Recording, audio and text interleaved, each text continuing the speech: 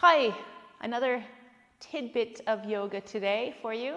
This one has to do with the extended big toe hold, also known as Utthita Hasta Padangusthasana, I hope.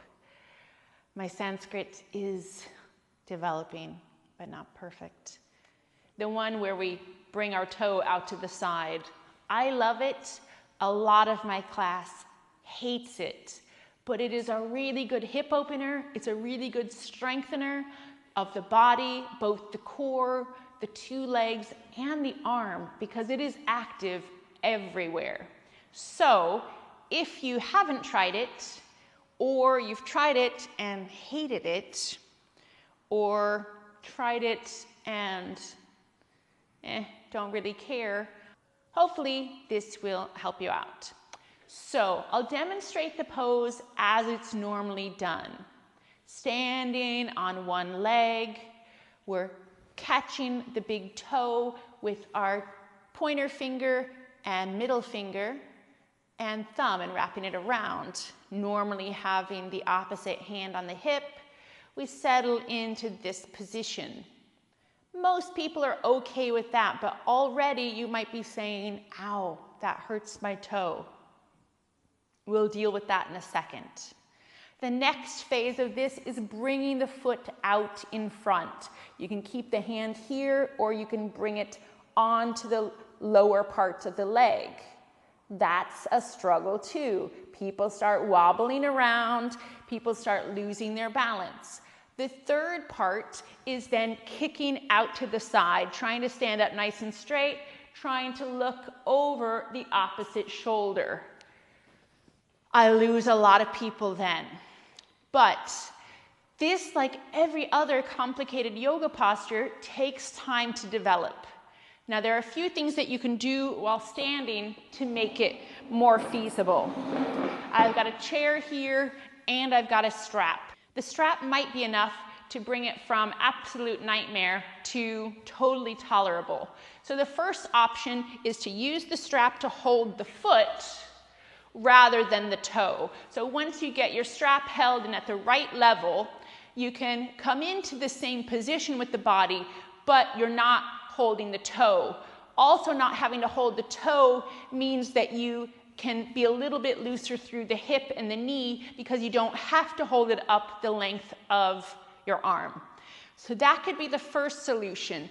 Also, when you extend out then, I have this extra distance of the strap where if I'm holding with my toe, I have to make that distance go. I have to be able to lengthen through my leg, have my muscles loose enough to lengthen through my leg and hold on to that toe while staying upright. So if you're really tight through the legs, that's going to be just about impossible.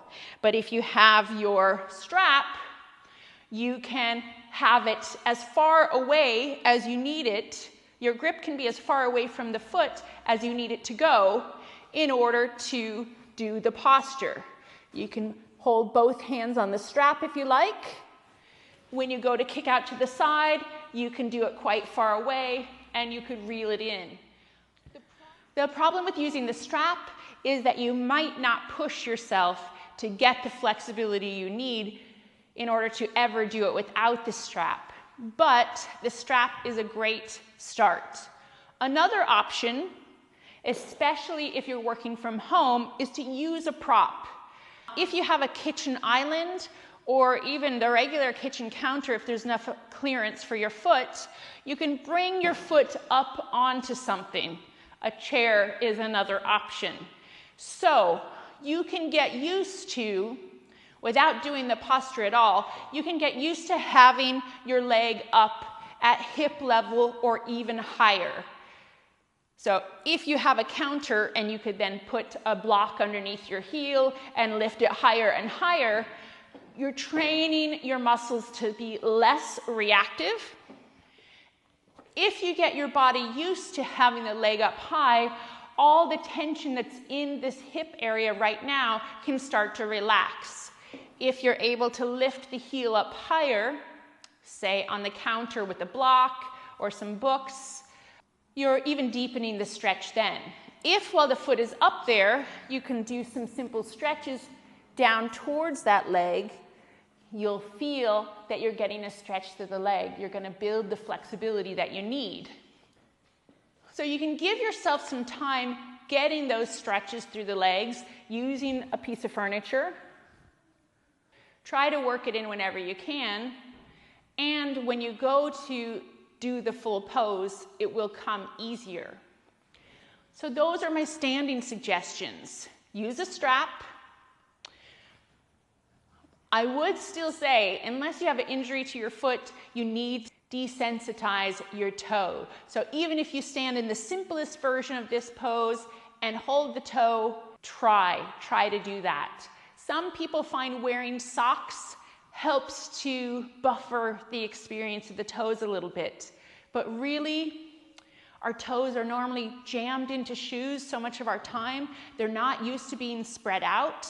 A great exercise is just spreading out your toes, using those nail salon toe separators, and getting your feet used to being open. That's going to benefit your whole yoga practice. So stretch your toes. Try to hold the toe. If it's painful, try to hold it for brief periods of time to desensitize it. Use a strap, use a chair or countertop, and finally, use the floor. Like most of our standing poses, this pose can be done very successfully lying down, with or without your strap. So, if we're in the position, I can grab my toe and hold it. I can get there. It's much easier to do this position from lying down because I don't have to balance and I can work on trying to bring that leg more forward and more forward. My standing leg here shouldn't be dead. That should be active as if I'm standing on the ground. That's going to stabilize my hips. That's going to give me some more resistance. So I can be holding onto my toe. I can be pulling this leg forward. I can drop the hip out to the side. This left hand, when I drop out to the side, I'm not going to hold my waist. I'm going to put it on top of my hip bone so that I'm aware if I'm lifting off the ground. Active in the standing foot, holding the hip, letting that leg drop out to the side. Now, if I'm using the strap, it's exactly the same. Loop around your foot, hold it down, out in front. That's the front position.